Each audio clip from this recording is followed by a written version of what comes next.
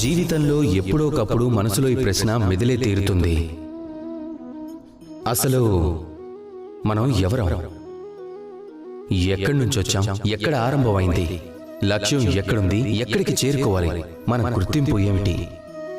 అలాగే ఈ జీవితంలోకి ఎందుకు వచ్చాం? మెదులుతుంది. ఎంతో మంది మనుషుల్లో ఈ ప్రశ్న మెదులుతుంది. అది సహజం కూడా.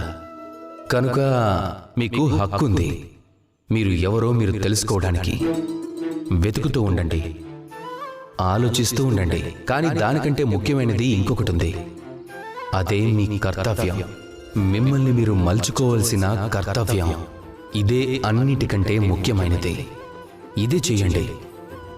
మిమ్మల్ని మీరు మలుచుకోండి. మీలోని కర్మలని, మీలోని గుణాలని, మీలోని విలువల్ని. ఇవే మీ అస్తిత్వానికి రూపాన్నిచ్చేవి, అలానే మీ గుర్తింపుకి రూపాన్నిచ్చేవి. ఇవే మిమ్మల్ని మీ లక్ష్యం దగ్గరికి చేర్చగలవు. అవే మీకు మీ ఆరంభాన్ని చూపించగలవు, అలాగే మీకు మార్గదర్శనం చేయగలవు.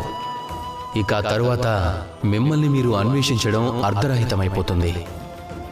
మిమ్మల్ని మీరు మలుచుకోవటమే అన్నిటికంటే ముఖ్యమైపోతుంది. ఇక ఇదే అన్నిటికంటే ప్రకాశవంతమైన పని. అందుకే మీరు కూడా ఇదే చెయ్యండి.